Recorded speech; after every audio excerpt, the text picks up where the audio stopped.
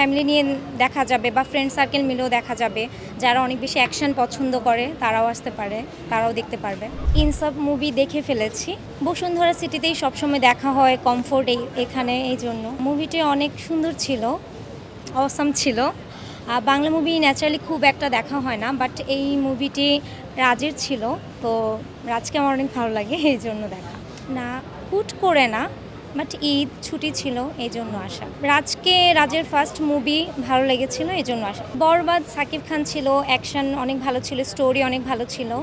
আমি প্লে করতাম না কারণ আমি মুভিতে আসতাম না, এই জন্য। ফ্যামিলি বেসড একটা মুভি, ফ্যামিলি নিয়ে দেখা যাবে বা ফ্রেন্ড সার্কেল মিলেও দেখা যাবে।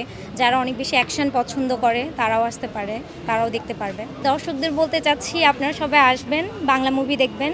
আগে দেখতো না, আগে অতটা ভালো হতো না, এখন ভালো হয়, এই জন্য দেখবে। এখন স্টোরিগুলো ভালো হয়, সাসপেন্স থাকে সবসময়, এই জন্য। স্টোরি বলতে লাস্টে কি হবে এটা বোঝা যায় না ফার্স্টে দেখে, এটাই হচ্ছে মুভির মেইন ফোকাস। আমার কাছে লাস্ট সিনটাই অনেক ভালো লাগছে, চঞ্চল চৌধুরীর যে সিনটা ছিল ওই সিনটা আমার অনেক ভালো লাগছে।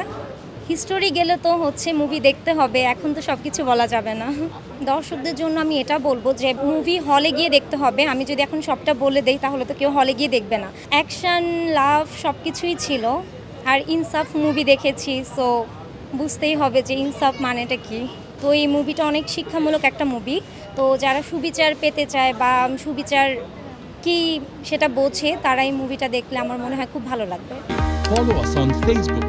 Subscribe our YouTube channel. Get the latest update on www.daily-sun.com.